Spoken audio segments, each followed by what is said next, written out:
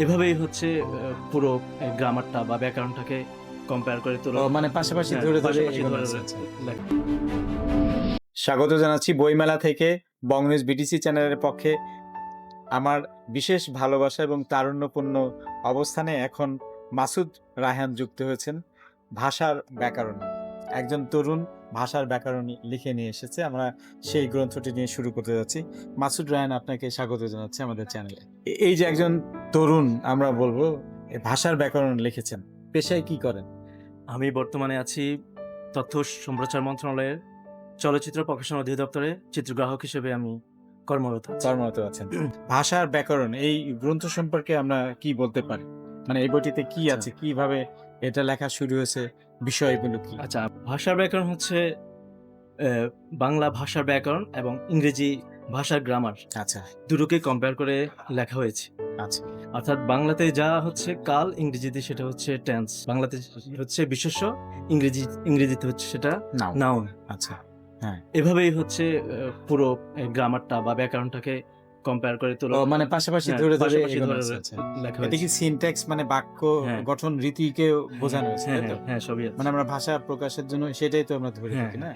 তাহলে এটা সাধারণ যে কোনো লোকের জন্যই, ভাষা যারা শিখতে চায় হুম। তাদের জন্য এই বইটা প্রযোজ্য, তাই তো? হ্যাঁ। নাকি ক্লাসে পাঠ্য হতে এটা পারে? আসলে যারা ইংরেজি গ্রামার জানে আচ্ছা। তারা ইংরেজি গ্রামার ধরেই বাংলা ব্যাকরণটা জানতে পারবে। মানে ইংলিশ পিপলরা আমাদের বাংলা ব্যাকরণ জানতে পারে, এরকম কি পারবে এটা থেকে? হ্যাঁ, এটা পারবে যদি এটাকে আসলে ইংলিশ ভার্সনে করা হয়। আচ্ছা। পাশাপাশি বাংলা ব্যাকরণটাকেও আচ্ছা। রাখা হবে।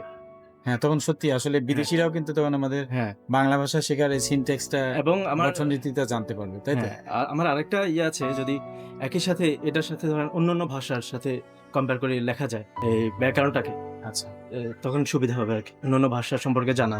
আচ্ছা।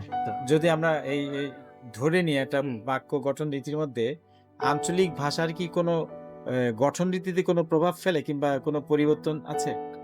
না, মূল যে ইংরেজি বা হ্যাঁ, না যেমন ব্যাকরণগত আমরা যে মানে স্ট্রাকচার। খায়ুম যায়ুম, হুম, হ্যাঁ, মানে আমরা ভাত খায়ুম না খায়ুম ভাত, হুম। এরকম কখনো কি কোনো পরিবর্তন বা কোনো জায়গাটাকে আপনার লক্ষ্য করেন? মানে এটা পরবর্তীতেও আপনি আনতে পারেন এই বিষয়টি। এজন্য আমরা আলোচনাটা করলাম। যেহেতু আপনি আচ্ছা, এত আচ্ছা। বড় একটা কাজ করেছেন এই তরুণ বয়সেই, হুম। পরে যদি আবার চিন্তা হয় যে লোকাল ডিলেক্টটাকে, আচ্ছা, আচ্ছা।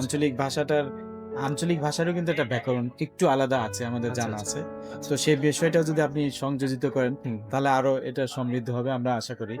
এইটা কোথায় পাওয়া যাচ্ছে বই মেলাতে?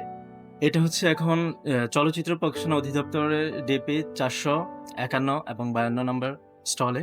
আর এটা বের করা হয়েছে বিশ্ব সাহিত্য ভবন থেকে। আচ্ছা।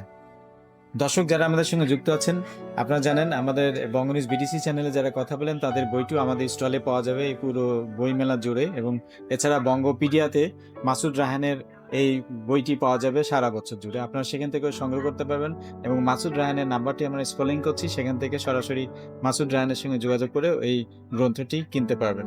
এরকম তরুণ এগিয়ে এসেছে ভাষার ব্যাকরণ নিয়ে, তাকে আমরা আবারও স্বাগত জানাচ্ছি মাসুদ রায়হান। এবং দর্শকরা এইরকম বই সংগ্রহ করে তরুণ লেখকদেরকে অনুপ্রাণিত করার জন্য আমাদের কাছ থেকে বিশেষ অনুরোধ রইল, এবং চলুন নতুন মানবিক দুনিয়া করি, এরকম মাসুদ রায়হানকে খুঁজে বের করি, তাকে একটু ভালোবাসা জানাই। ধন্যবাদ।